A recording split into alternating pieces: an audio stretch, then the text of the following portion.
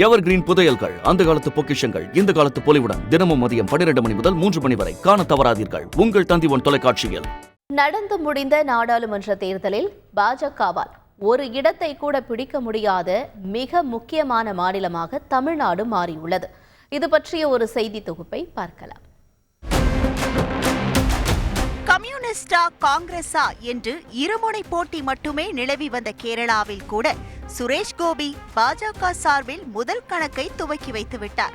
ஆனால் தாமரை மலர்ந்தே தீரும் என்று தமிழ்நாட்டில் தீயாய் தேர்தல் வேலைகளில் ஈடுபட்ட பாஜகவுக்கு தேர்தல் முடிவுகள் மிகப்பெரிய ஏமாற்றத்தை தந்துள்ளது. வாக்காளர்களை கவர தேர்தல் சமயத்தில் பிரதமர் மோடி அடிக்கடி தமிழ்நாட்டிற்கு வந்ததுடன் பொதுக்கூட்டங்களிலும் சாலை பேரணிகளிலும் கலந்து கொண்டு கடுமையாக பிரச்சாரம் செய்தார். தமிழகத்திலும் மோடி அலை வீசும் என பாஜக மிகுந்த நம்பிக்கையுடன் இருந்த நிலையில் போட்டியிட்ட 19 இடங்களிலும் தோல்வியை தழுவியுள்ளது. வெற்றிகரமாக தேர்தலில் அறிமுகமான தமிழக பாஜக தலைவர் அண்ணாமலை கோவையில் திமுக வேட்பாளர் கணபதி ராஜ்குமாரிடம் 1,10,000 வாக்குகள் வித்தியாசத்தில் தோல்வியை தழுவினார்.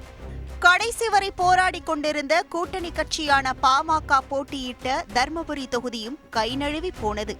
திமுக 22 இடங்கள், காங்கிரஸ் 9 இடங்கள், சிபிஎம் 2 இடங்கள், சிபிஐ 2 இடங்கள், மதிமுக 1 இடம், விசிக 2 இடங்கள், முஸ்லிம் லீக் 1 இடம் என தமிழ்நாட்டில் இந்தியா கூட்டணி அசத்தலான வெற்றியை பெற்றுள்ளது. தமிழகத்தில் போட்டியிட்ட அனைத்து தொகுதிகளிலும் பாஜக தோல்வியை தழுவினாலும் முதன்முறையாக 10% அதிகமான வாக்குகளை பெற்றுள்ளது அக்கட்சிக்கு ஆறுதல் அளித்துள்ளது. அதிமுக 20% அதிகமான வாக்குகளுடன் தமிழகத்தில் 2வது மிகப்பெரிய கட்சியாக உள்ளது. ஆனால் பாதிக்கு பாதி பாஜக வாக்கு வங்கி பெற்றுள்ளது அதிமுகவை அதிர வைத்திருக்கிறது.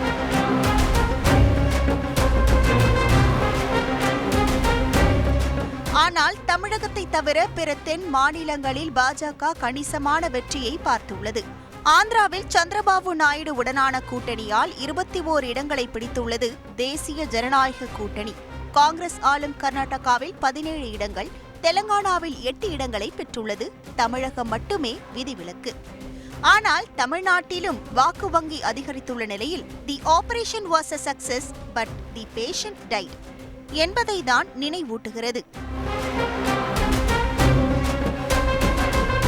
எவர் கிரீன் புதையல்கள், அந்த காலத்து பொக்கிஷங்கள், இந்த காலத்து பொலிவுடன் தினமும் மதியம் 12 மணி முதல் 3 மணி வரை காண தவறாதீர்கள் உங்கள் தந்தி1 தொலைக்காட்சியில்.